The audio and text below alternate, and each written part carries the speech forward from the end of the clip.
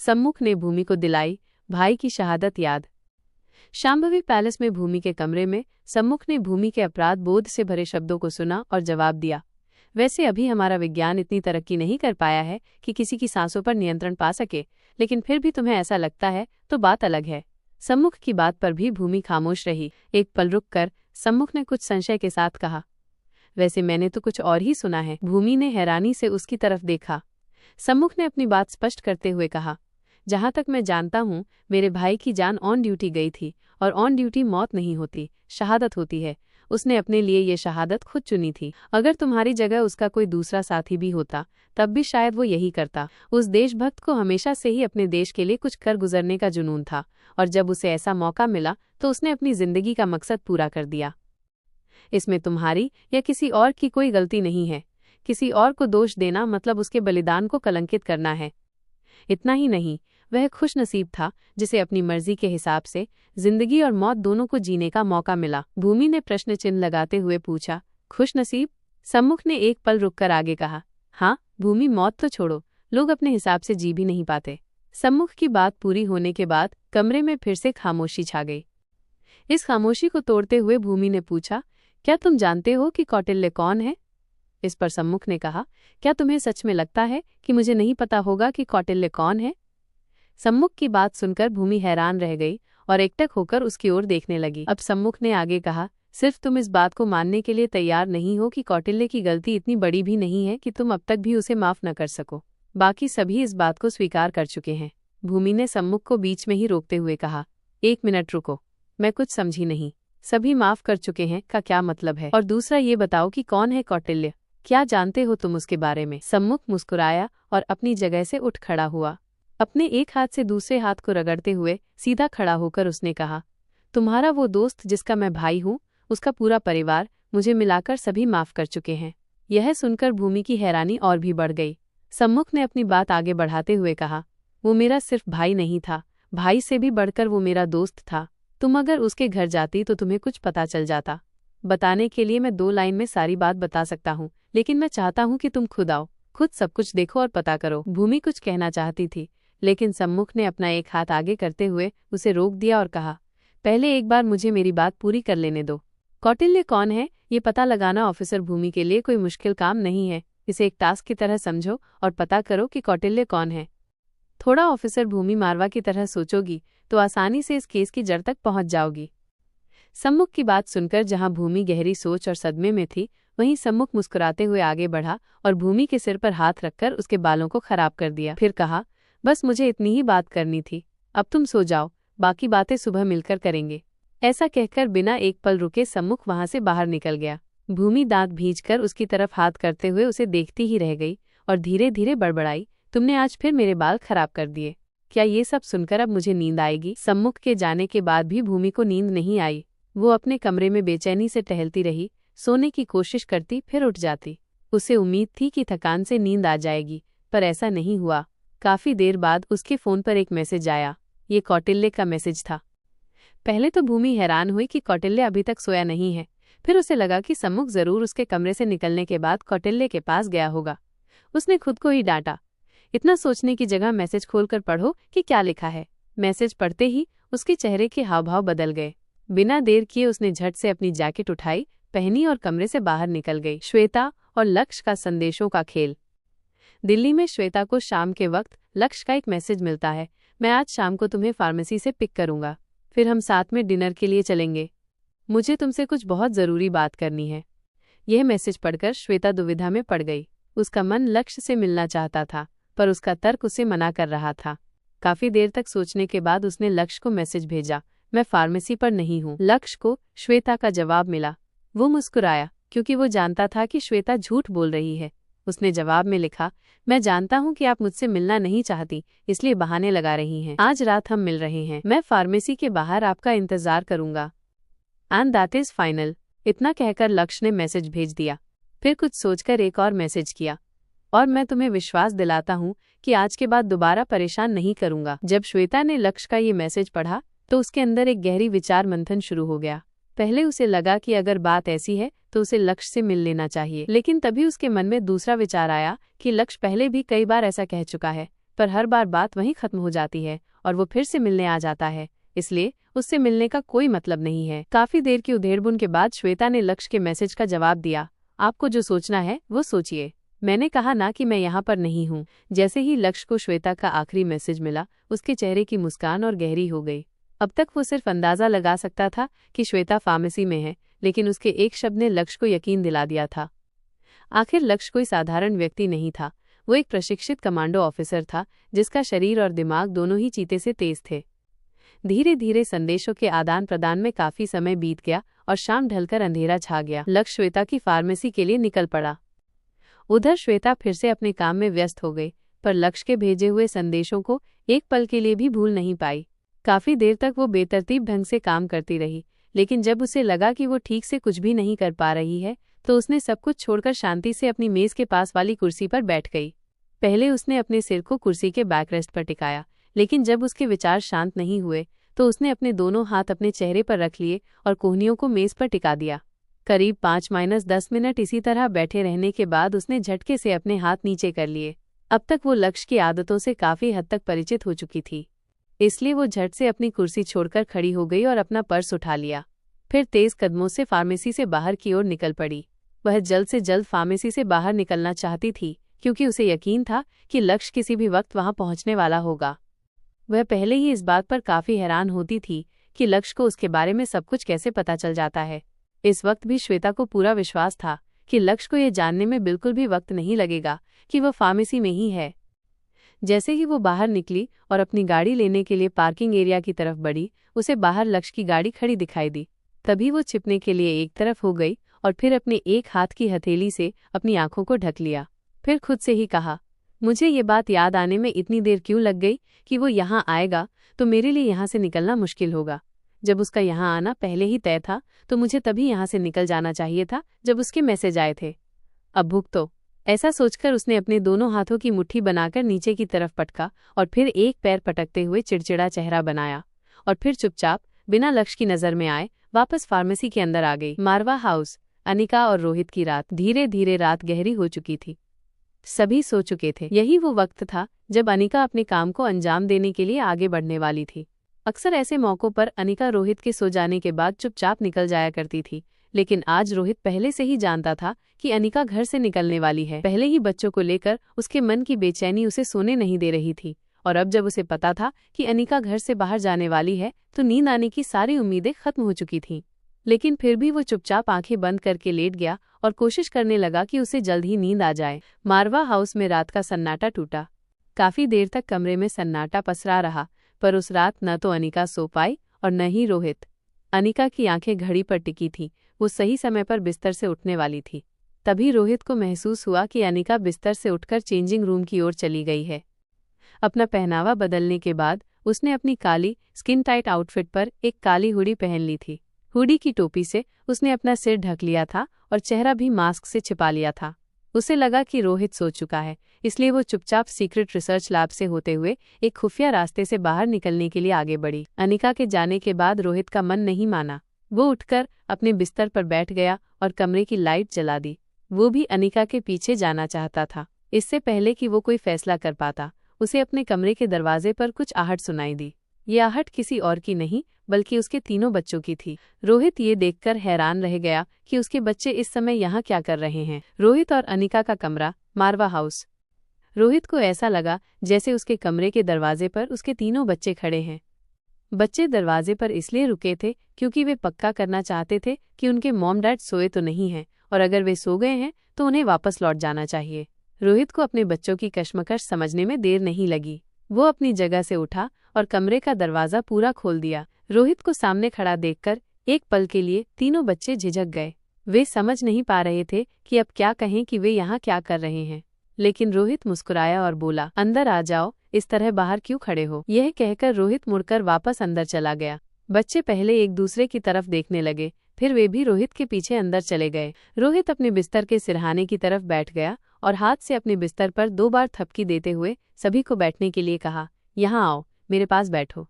इसके बाद तीनों बच्चे बिस्तर पर चढ़कर रोहित के पास उसके सामने बैठ गए, जिसमें रिया रोहित के एकदम नजदीक बैठ गई। अब रोहित ने पूछा, क्या तुम्हें नींद नहीं आ रही?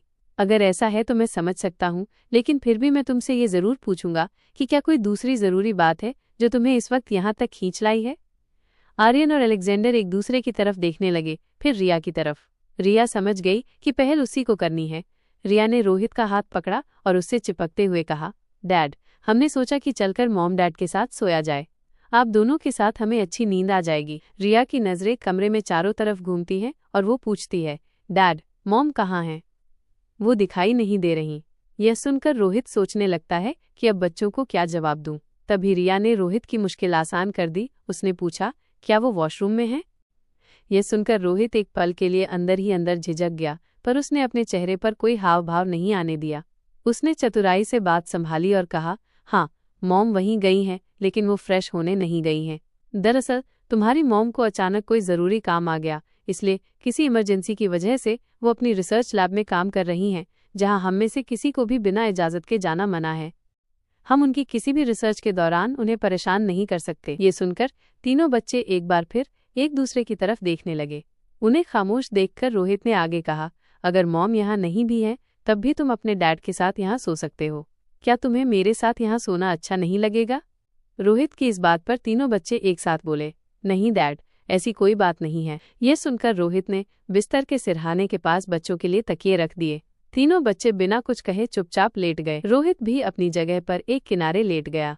तभी रिया ने अपना सिर रोहित के हाथ पर रखा और उससे पूछा, मैं एक बात कहूँ? रोहित मुस्कुराया और बोला, हाँ, कहो। मैं तुम्हारे आने के बाद से उसी बात का इंतजार कर रहा हूँ जो तुम अपनी मॉम से कहने यहाँ आए हो। वैसे तुम तीनों अपने मन की बात अपने डैड को भी बता सकते हो। रिया तुरंत उठकर बैठ गई और कुछ देर तक अपने डैड को देखती रही। रोहित ने लेटे हुए ही उसके सिर पर हाथ फेरा और कहा, क्या मेरी प्रिंसेस सारी रात यही सोचने में बिता देगी कि बोलूं या नहीं, और अगर बोलूं तो कैसे बोलूं? रोहित ने फिर रिया के बोलने का इंतजार किया, लेकिन वो कुछ नहीं बोली। एक पल की खामोशी के बाद रोहित ने फिर कहा, तुम जो भी कहना चाहती हो बिना किसी झिझक के कहो, मैं सुन रहा हूँ। इसके बाद रोहित भी उठकर बैठ गया और रिया की तरफ देखते हुए उसके बोलने का इंतजार करने लगा। रोहित के बैठते ही अलेक्जेंडर और आर्यन भी बैठ गए। रिया ने एक बार अपना चेहरा नीचे किया और अपनी सारी हिम्मत बटोर कर 2 पल बाद बोलना शुरू किया। रोहित ने रिया की पूरी बात बड़े धैर्य से सुनी और उसके बाद बड़े प्यार से रिया के सिर पर हाथ फेरा और फिर आर्यन व अलेक्जेंडर को भी प्यार किया।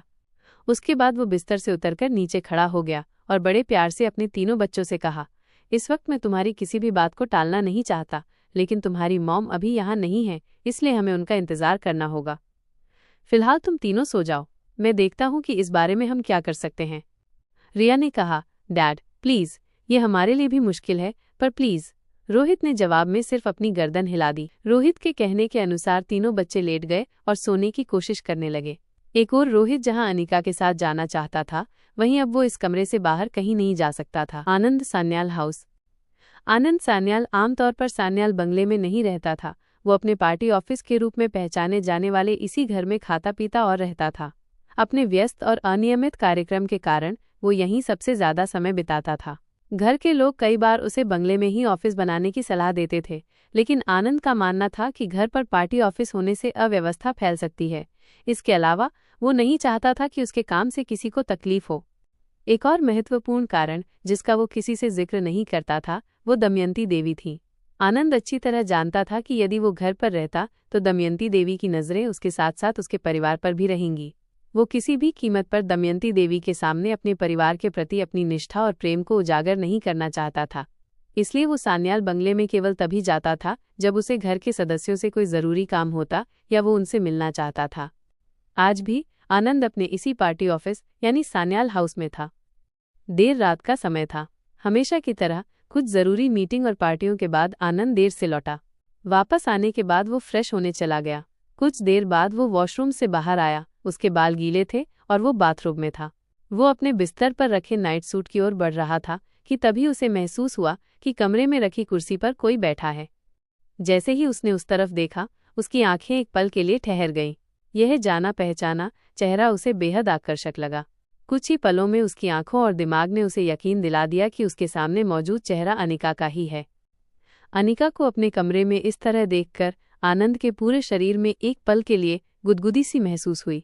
फिर हल्की सी सिहरन के साथ उसके रोंगटे खड़े हो गए। उसके चेहरे पर पहले एक हल्की मुस्कान आई जो धीरे धीरे बड़ी हो गई। उसे लगा जैसे किसी भक्त के सामने उसके आराध्य मनोकामना पूरी करने के लिए प्रकट हुए हों। इस पल उसकी खुशी का ठिकाना नहीं था। वो कुछ पलों तक अपनी जगह पर स्थिर खड़ा रहा और उसके बाद वो अपनी अचेत अवस्था से सचेत हो उठा। इसके बाद वो अपने नाइट सूट की तरफ बढ़ा और उसे पहनते हुए उसके मुंह से सीधे ये शब्द निकले, तुम्हें यहाँ नहीं आना चाहिए था। तुम नहीं जानती कि यहाँ आकर तुमने कितना बड़ा खतरा मोल लिया है। मुझे कह देती, मैं आ जाता। इन शब्दों में चिंता साफ झलक रही थी, लेकिन इतना कहने के तुरंत बाद आनंद सान्याल को महसूस हुआ कि उसे ये नहीं कहना चाहिए था। अब अपनी बात बदलते हुए उसने फ्लर्ट करने के अंदाज में कहा, मेरे कहने का मतलब है कि तुम्हें यहाँ आते हुए जिन लोगों ने देखा होगा वो लोग क्या कहेंगे। अगर अपनी नहीं तो मेरी इज्जत के बारे में सोच लिया होता। आखिर ये मेरा पार्टी ऑफिस है, मेरी भी एक प्रतिष्ठा है। कुछ ही समय में इलेक्शन होंगे, लोगों को पता चलेगा तो वे इस बात को न जाने किस किस तरह से उठाएंगे। आनंद की बेतुकी बात पर अनिका ने कोई जवाब नहीं दिया। वो अपनी जगह पर स्थिर बैठी सिर्फ आनंद को देखती रही। आनंद ने एक बार फिर वही बात घुमाकर पूछी, तुम्हें यहाँ आते हुए किसी ने देखा तो नहीं है ना? अनिका कुर्सी की बैकरेस्ट पर अपनी कोहनी टिकाए हथेली पर सिर रखे बड़े आराम से बैठी थी। उसने एक पैर पर दूसरा पैर चढ़ा रखा था। अब तक आनंद अपने कपड़े पहन चुका था। वो अनिका के एकदम करीब आते हुए बिगड़ैल इरादे से बोला, तो फाइनली आज तुम रोहित का सच जानने के लिए यहाँ आ ही गई। अच्छा ही है, सच जितना जल्दी हो सके जान लेना चाहिए, पर तुमने काफी वक्त लगा दिया। तुम्हारे जैसी समझदार और खूबसूरत लड़की पर यह बात कुछ जचती नहीं है। इससे पहले कि आनंद अपनी बकवास को आगे बढ़ाता, अनिका ने कठोर स्वर में कहा, जिसके साथ मैं हर पल रहती हूँ उसके बारे में मुझे तुमसे कुछ भी जानने की जरूरत नहीं है। मैं यहाँ रोहित के नहीं, तुम्हारे सच के बारे में जानने आई हूँ। अनिका की ये बात सुनकर एक पल के लिए आनंद का चेहरा फीका पड़ गया और दिमाग घूम गया। एक साथ कई विचार उसके मन में घूमने लगे। क्या अनिका की याददाश्त वापस आ चुकी है? क्या वो अपने और रोहित के रिश्ते का पूरा सच जानती है? और क्या इसलिए उसका सवाल रोहित के लिए नहीं बल्कि मेरे बारे में जानने से संबंधित है? क्या अनिका मेरा सच जान चुकी है, या फिर वो ये जान चुकी है कि मेरा दमयंती देवी से भी कोई लेना देना है, या वो सिर्फ लक्ष्य और मेरे रिश्ते के बारे में जानना चाहती है? आनंद सान्याल ने खुद को संभाला और वापस मुड़कर कुछ दूरी पर रखी एक टेबल के पास जाकर खड़ा हो गया। उसके बाद उसी के पास रखी कुर्सी पर बैठते हुए टेबल से एक दूध से सफेद परी का जोड़ा उठा लिया। उसमें से मादा परी को हाथ में लेते हुए अनिका को दिखाकर बड़े ही घिनौने अंदाज में उसने कहा, ये तुम हो मेरी मुराद, जो आज यहाँ मौजूद है मेरी आंखों के सामने। जब आ ही गई हो तो करीब आओ और मेरे बारे में सब जान लो। इसमें पूछने जैसा क्या है? मल्होत्रा फार्मेसी। श्वेता को लक्ष्य के वहां से जाने का इंतजार करते हुए काफी देर हो गई थी। वो हर थोड़ी देर में सर्विलांस रूम में जाकर बाहर देखती थी कि लक्ष्य गया है या नहीं। घंटों बीत जाने पर श्वेता झुंझला उठी और आखिरकार उसने फार्मेसी से बाहर जाने का फैसला किया। वो खुद से बोली, मेरी मर्जी है कि मैं उससे मिलूं या ना मिलूं। अगर मुझे उससे नहीं मिलना तो मैं भी देखती हूँ कि वो मुझसे कैसे बात कर पाता है।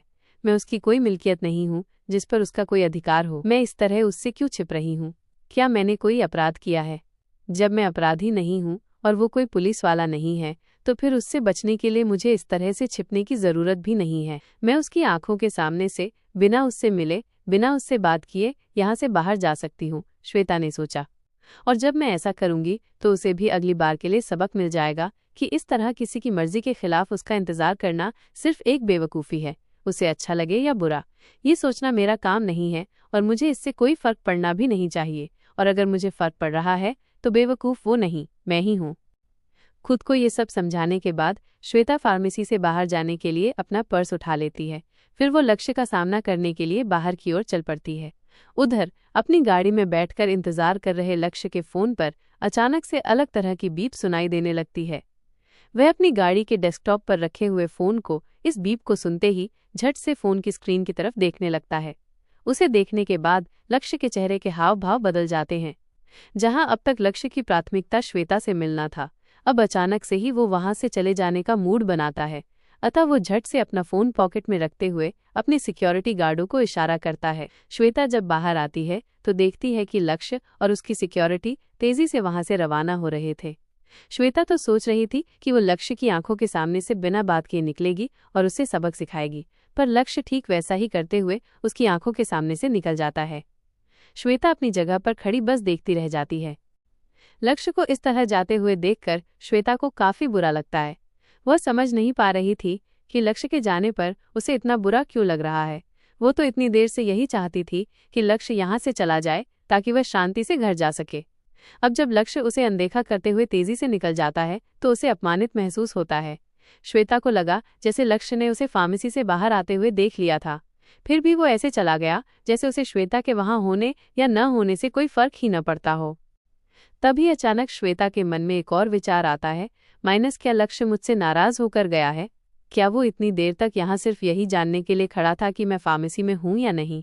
ये विचार आते ही श्वेता का मन विचलित हो उठता है। वो सोचती है, इस तरह तो मैं लक्ष्य की नज़रों में झूठी साबित हो गई। अब वो मेरे बारे में क्या सोचेगा? तभी वो खुद को समझाती है, अच्छा ही है अगर वो नाराज होकर गया है। जब तक नाराजगी रहेगी कम से कम तब तक वो मुझसे मिलने या बात करने की कोशिश नहीं करेगा। देखा जाए तो एक तरह से ये मेरे लिए भी अच्छा ही है। जितनी समझदारी से वो अपने मन को समझा रही थी, उसका मन उतने ही अधिक असंतोष से भरता जा रहा था।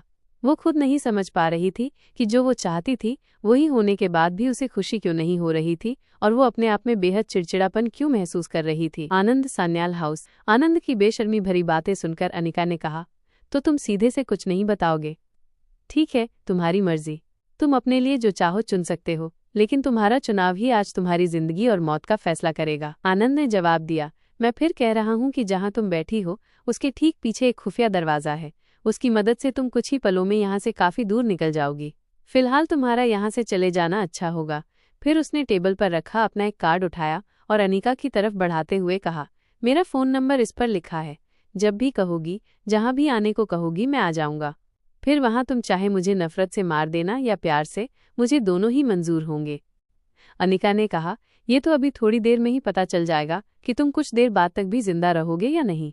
कल का इंतजार करने की जरूरत नहीं है। अनिका की ये बात सुनकर आनंद मुस्कुराते हुए अपनी जगह से उठ खड़ा हुआ। परी का छोटा सा स्टैच्यू अभी भी उसके हाथों में था। उसने कहा, जीना न सही मरना सही, तुम्हारे जैसी लड़की के हाथों मुझे ये भी मंजूर है। इतना कहने के बाद आनंद ने अपनी बात को ठीक करते हुए कहा, ओ सॉरी, तुम्हारे जैसी लड़की नहीं बल्कि तुम्हारे हाथों, सिर्फ और सिर्फ तुम्हारे हाथों। लेकिन फिलहाल तुम्हारे यहाँ आने से कई बातों के मतलब बिल्कुल साफ हैं। आनंद का कहा हुआ अंतिम वाक्य सुनकर अनिका थोड़ी सी हैरानी के साथ आनंद की ओर देखती है, जैसे कि वो जानना चाह रही हो कि उसकी बात का मतलब क्या है। अब आनंद कहता है, मुझे इस तरह देखोगी तो मैं तुम्हारे बिना मारे ही मर जाऊंगा। ये सब कहते हुए आनंद के कदम धीरे धीरे अनिका की ओर बढ़ रहे थे। वो आगे कहता है, मतलब साफ है, या तो तुम्हारी याददाश्त गई ही नहीं या फिर वो वापस आ गई है। लेकिन सवाल ये है कि अगर पुरानी याददाश्त वापस आई है तो तुम्हें मेरे साथ हुई मुलाकात कैसे याद है? और अगर याद है तो इसका मतलब ये है कि तुम अपनी जिंदगी का एक भी पहलू भूली नहीं हो, चाहे याददाश्त गई थी या नहीं गई थी। अब इस वक्त तुम्हारे पास अपनी हर याद मौजूद है। ये भी हमारे लिए फायदे का ही सौदा है। अब तक आनंद सान्याल अनिका के बिल्कुल नजदीक पहुंच जाता है और अनिका के चेहरे की तरफ ये कहते हुए झुकता है, फिर तो तुम्हें अपने दोस्त और दुश्मन दोनों ही अच्छी तरह से याद होंगे। आनंद के अनिका के चेहरे के इतने करीब आने की वजह से अनिका एक जोरदार पंच उसके पेट पर दे मारती है। यह पंच इतनी तेज था कि उसकी वजह से आनंद सान्याल दूर जाकर गिरता है। उसका शरीर कॉर्नर में रखे हुए एक टेबल से जा टकराता है, जिसकी वजह से उसके ऊपर रखा हुआ कांच का डेकोरेटिव वश नीचे गिरकर टूट जाता है। इस प्रक्रम में काफी तेज आवाज होती है। अब अनिका अपनी जगह से उठती है और जमीन पर पड़े हुए आनंद के पास जाकर उसकी ओर नीचे की तरफ झुकती है और कहती है, काफी होशियार हो तुम, बिना समझाए ही काफी कुछ समझ गए हो। लेकिन अब अपनी इसी समझदारी का इस्तेमाल ठीक तरह से करो, नहीं तो अंजाम बुरा होगा। फिलहाल तुम अपनी फालतू की बकवास बंद करो और जो बताने की बात है वो बकना शुरू करो। इतना कहकर अनिका आनंद सान्याल का कॉलर पकड़ लेती है और आगे कहती है, तुम्हें मारने के इरादे से मैं यहाँ नहीं आई, लेकिन तुम्हारे मरने से मुझे कोई फर्क भी नहीं पड़ता। अगर तुम यही चाहते हो तो ऐसा ही सही। ठीक इसी वक्त आनंद बड़ी ही रफ्तार से अपना हाथ अनिका की गर्दन की तरफ ले जाता है और अपनी पूरी ताकत के साथ उसे नीचे की तरफ झुका देता है। तभी अनिका महसूस करती है कि उसके सिर के ठीक ऊपर से एक गोली गुजरी है जो दूसरी तरफ मौजूद शीशे में जा लगी है। मॉरिशस। यह एक खुली जगह थी और काफी सुनसान भी। भूमि अकेले ही इस जगह पर इधर से उधर टहलती हुई नजर आ रही थी। कुछ देर बाद वहां एक वैन जैसी लंबी गाड़ी आकर रुकती है। इसे अंदर से देखने के बाद कोई भी आसानी से बता सकता था कि इसमें काफी ज्यादा हेरफेर करके व्यक्तिगत प्रयोग के लिए तैयार किया गया है। तात्पर्य, इसे किसी विशेष उद्देश्य से डिजाइन किया गया था। भूमि सचेत हो जाती है और उसका हाथ अपनी पिस्तौल पर चला जाता है। पिस्तौल बाहर निकाले बिना ही वो बड़ी ही सावधानी से वैन की ओर देखने लगती है। तभी ड्राइवर की सीट की तरफ का दरवाजा खुलता है और कौटिल्य उसमें से बाहर आ जाता है। कौटिल्य को देखते ही भूमि उस पर भड़कने लगती है। तुम्हें पता है कि कोई और भी है जो लगातार हम पर निगाह रखे हुए है। यहाँ पर आते हुए बड़ी मुश्किल से उन लोगों की आंखों में धूल झोंक कर आई हूँ। और ये कैसी जगह की लोकेशन तुमने भेजी है? दूर दूर तक सिर्फ अंधेरा फैला हुआ है, यहाँ कोई दिखाई भी नहीं दे रहा है, और तुम खुद भी इतनी देर में यहाँ आ रहे हो। ऐसा भी क्या जरूरी काम था जिसके लिए तुमने मुझे यहाँ अकेले बुलाया है? अब कौटिल्य कहता है, काफी बड़ी बेवकूफ हो तुम। किसी के इस तरह अकेले बुलाने पर तुम बिना कुछ सोचे समझे वहाँ कैसे जा सकती हो, वो भी दूसरे देश में जहाँ तुम्हें कोई जानता तक नहीं, जहाँ तुम्हारी अपनी कोई पहचान नहीं। क्या एक ऑफिसर को ऐसा करना शोभा देता है? कौटिल्य की ऐसी बातें सुनकर भूमि को काफी अजीब लगता है और वो कहती है, क्या तुमने ऐसी बेतुकी बातें करने के लिए मुझे इतनी रात को परेशान किया है?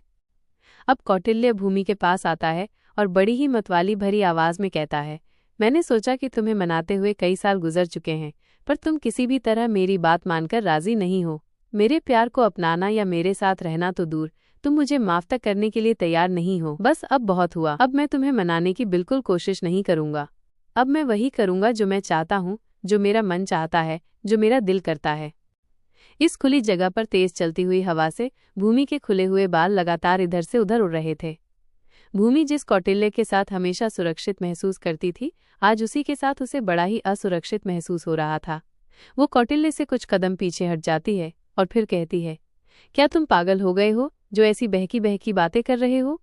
कहीं ऐसा तो नहीं कि समझ के साथ तुमने भी कुछ घूंट ले लिए हैं और उसका असर तुम्हारी सोचने समझने की क्षमता पर पड़ रहा है? अब कौटिल्य कहता है, मैं पूरे होशो हवास में हूँ और जो भी कह रहा हूँ वो अच्छी तरह सोच समझ कर रहा हूँ। तुम जानती ही हो, ड्रिंक करना मेरी फितरत में नहीं है। अब भूमि पहले से कहीं ज्यादा सावधान हो जाती है और कहती है, अच्छा तो क्या करोगे तुम? कौटिल्य जवाब देता है, किडनैप। मैं तुम्हें किडनैप करूंगा। ये सुनते ही भूमि अपनी कमर के पीछे से अपनी गन निकालते हुए कौटिल्य की तरफ तान देती है। फिर दोनों हाथों से अपनी गन को संभालकर पोजीशन लेते हुए कौटिल्य से कहती है, देखो, अगर तुम मजाक कर रहे हो तो अभी भी वक्त है, साफ साफ कह दो, नहीं तो आज तुम्हें मेरे हाथों से कोई नहीं बचा सकता। अब कौटिल्य घूम जाता है, उसकी पीठ भूमि की तरफ हो जाती है और वो कहता है, मैं अच्छी तरह जानता था कि तुम कुछ ऐसा ही करोगी। तुम इतनी आसानी से मान जाने वालों में से नहीं हो, इसलिए तुमसे बात करने का कोई फायदा नहीं, इसलिए आज वक्त मुझे इस मोड़ पर ले आया है। अब भूमि कहती है, भागने की कोशिश बेकार है, मेरे निशाने के बारे में तुम अच्छी तरह जानते हो कौटिल्य। अब कौटिल्य वापस भूमि की तरफ घूमते हुए कहता है, लेकिन तुम मेरे निशाने के बारे में बिल्कुल भी नहीं जानती हो। ऐसा कहते हुए वो एक छोटी सी करीब 15 सेंटीमीटर लंबी व सामान्य पेन जैसी मोटी दिखाई देने वाली एक डिवाइस निकालता है, जिसे अंधेरे में देखा नहीं जा सकता था। लेकिन जैसे ही कौटिल्य की उंगलियां उस पर घूमती हैं, वो चमक उठती है और उसमें से एक रोशनी जैसी लाइन निकलते हुए दिखाई देती है। ये बिल्कुल वैसे ही थी जैसे आसमान से गिरती हुई बिजली। इसी बिजली की छोटी सी लड़ी भूमि के हाथों पर जाकर लगती है, जिसे भूमि को अपने हाथों में करंट जैसा महसूस होता है, जिसे उसकी गन हाथों से छूटकर नीचे गिर जाती है। जैसे ही भूमि उसे उठाने की कोशिश करती है, वो पाती है कि उसके दोनों हाथ एक दूसरे से अलग नहीं हो पा रहे हैं, और जैसे ही वो अपना पैर आगे बढ़ाने की कोशिश करती है, कौटिल्य अपने हाथ में पकड़ी हुई उसी डिवाइस से निकलने वाली लेजर लाइट की मदद से उसके पैर भी हाथों की ही तरह बांध देता है। भूमि जैसे ही खुद को इससे छुड़ाने की कोशिश करती है, वो खुद को नाकामयाब पाती है। उसकी जरा सी भी कोशिश उसे बिजली के करंट जैसा झटका दे रही थी। उसकी कोशिश जितनी ज्यादा ताकत के साथ होती, ये झटका उसे उतनी ही ज्यादा तेज महसूस होता। हर एक कोशिश के साथ ही उसे ऐसा लगता जैसे कि वो बिजली जैसी दिखती हुई तार उसके हाथ पैरों को काट रही हो। वो दर्द से कराहते हुए कहती है, अब ये क्या है? कौटिल्य भूमि के गुस्से का जवाब उतने ही अधिक प्यार से देते हुए कहता है, तुम कोई सामान्य लड़की नहीं हो जिससे सामान्य हथियारों से निपटा जा सके। तुम खास हो, इसलिए खास तुम्हारे लिए तुम पर लेजर स्ट्रिंग का इस्तेमाल किया गया है। तुम्हें चोट पहुंचेगी तो मुझे अच्छा नहीं लगेगा। अब भूमि कहती है, ये सब क्या है? तुम ये सब क्यों कर रहे हो? ये तुम्हारे लिए बिल्कुल अच्छा नहीं है। बस एक बार मुझे छोड़ दो, मैं तुम्हें जान मार दूंगी। अब कौटिल्य मुस्कुराता है और भूमि के पास आ जाता है और कहता है, मैं अच्छी तरह जानता हूँ कि तुम बिल्कुल ऐसा ही करोगी, इसलिए अपनी सुरक्षा सबसे पहले।